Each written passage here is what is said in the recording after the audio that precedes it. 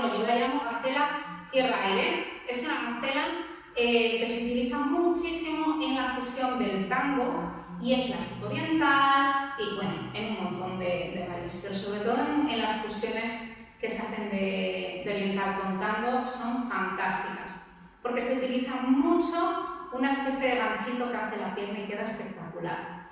Entonces, partimos de la primera parte de la gacela que hicimos en el programa anterior, que sería el twist hacia atrás y desde abajo hacia arriba. Elevo la gacela y caigo aquí. Y vuelvo para atrás, elevo y caigo, y elevo y caigo, y elevo y caigo. Recordad que la que trabaja es la pierna de atrás y esta pierna todo el tiempo es la que está haciendo.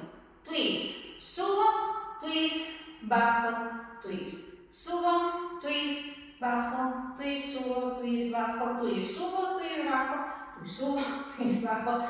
Todo el tiempo la pierna de atrás. Esta solo tiene que permanecer bonita, nada más. Pues a esto le voy a dar un toque de pierna. ¿Qué voy a hacer? Cuando vaya hacia adelante, simplemente voy a estirar y ir para atrás, y voy hacia adelante y voy hacia atrás.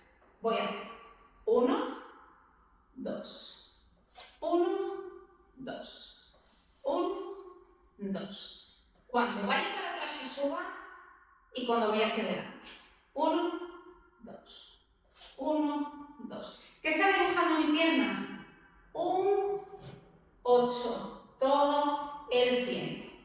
¿Cómo lo hago? Con esta pierna. ¿Qué está haciendo todo el tiempo? Atrás y adelante. Atrás y adelante. Por lo tanto, esta pierna solo que tiene que coordinarse con esta cadera para que cuando vaya hacia detrás, esta pierna esté aquí, gira, sube y al bajar, vaya hacia adelante y al volver a hacer el twist, vuelve a hacer el movimiento. Subo y caigo. Subo y caigo. Subo y caigo. Otra vez.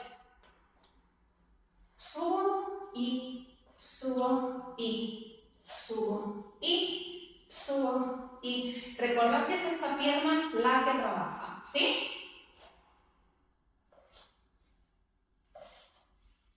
Ahí está.